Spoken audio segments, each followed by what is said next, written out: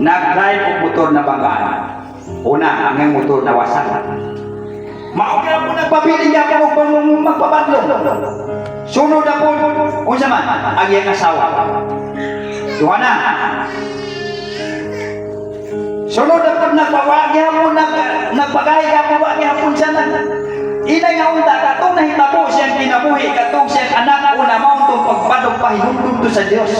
Aron nga siya mubalik sa Ginoo kay gipanalanginan na. Inay nga ang panalangin na siya. Iyang ginawa sa wata, iyang ginadala-dala bisan asa. So karon nga nakalimot siya sa Ginoo. Unang ginaya niya, wala siya kabalo. Sa last, mga igsoon, ang tanan kwarta sa bangko, ang bangko nga iyang himutangan sa kwarta na sunod.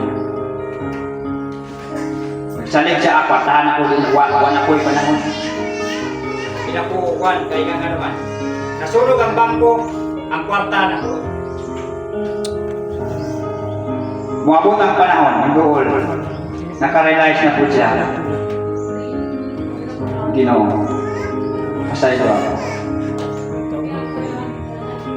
Sa dahan na nag-iwan siya, kini nga painundong ka na ko ang akong anak, akong asawa, o ang iyang inak na tulad pa dyan, o ang bangko na, nakulo na, at wala niyo siya sa ganahin mo siya, kupre na po dahil mong kabos.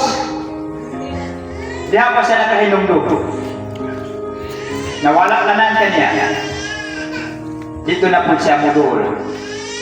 Muatog simbahan. Kung sa man niya makita. Di na motor, di na sakit. Kundi di, anak na siya. Masyado pa ka na ito katong ibutang na rin? Francis? Lisod, di ba? Patuyan ka sa imong gihimo, patuyan ka sa imong gibati, kalimot ka sa Dios. May panahon nga padlungol ka sa Ginoo. Usa pa ka mahinumdog karon ug pungkol na puti. Ibig nga may panahon pag mulukso. Di ba? Inay nga may panahon pag nga kato imbis nga ang imong gihimo kani adto nga gusto ka bata. Makalukso pa ka, makatindog pa ka, makapan pa ka. Karon kay usa pa ka makalukso nga wanitin, ano lang. Lukso kato sa una, di sapatos wadon. Wadon pagkuan, ano naman? Lisod ang bandong sa Ginoo, sakit. Pero kay sa panahon nga niadto, bisan tuon kay iwati ang sitwasyon, gimahal gyapon siya sa Dios. Plano sa Dios ang tanang butang nga mahitabo adunay purpose.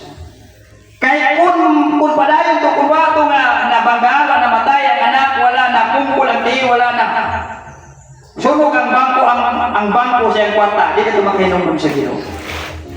Ang puno ang pinaka-pwede purpose og tuyo aron na mo balik. Bahala na nga mawala ang tanang butang kanimo kaysa imong gugma sa Dios. Mawala ka nimo. Amen. Ingon si Pablo. Nagaingon si Pablo.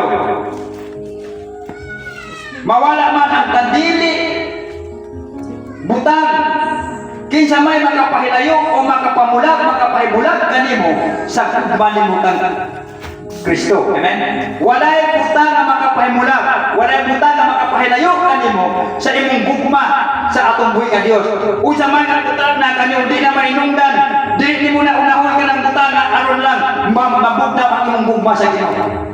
Tungod lang sa imong buhat, tungod lang sa imong ginahimo, mamugdaw ang imong gugma sa Ginoo.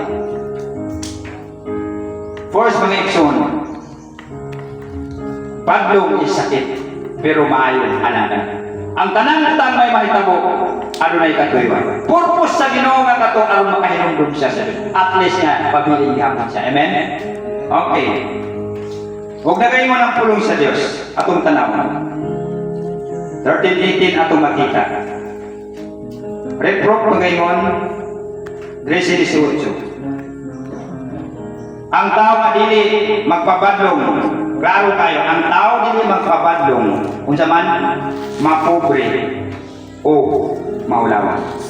Ang tao dili magpabadlong mapobre. Klaro. Unsa man ang word pobre? Sa lain nga word makabos, mapobre siya. Wa pa kay Ginoo, pobre ba ka? Masamot.